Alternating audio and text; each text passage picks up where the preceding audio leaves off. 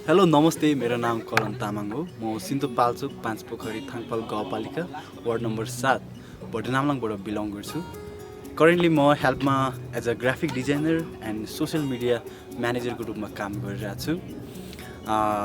म चाहिँ हेल्पमा I think धेरै वर्षदेखि नै कनेक्ट छु जस्तो लाग्छ। तर करियर वाइज चाहिँ म 3 वर्ष भयो हेल्पमा जोइन भएको।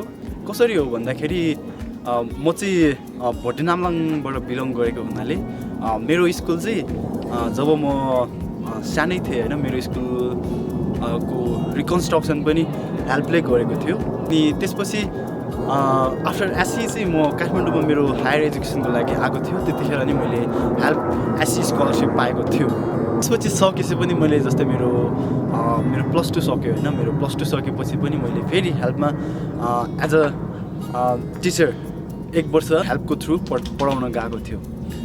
देन त्यसपछि आएर मैले हेल्पमै as a graphic designer plus social media म्यानेजरको रूपमा काम गरिरहेको छु। प्लस मेरो ब्याचलरलाई पनि म पर्स्यु गर्दैछु।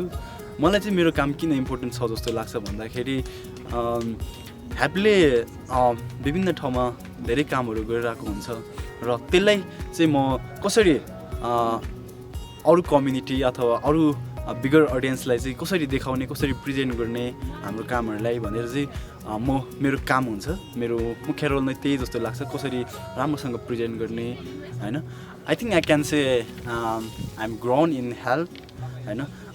मेरो एजुकेसन वाइज होस् होइन, अनि मेरो करियर स्किल डेभलप भएको नै हेल्पमै जोइन भएकोदेखि हो होइन।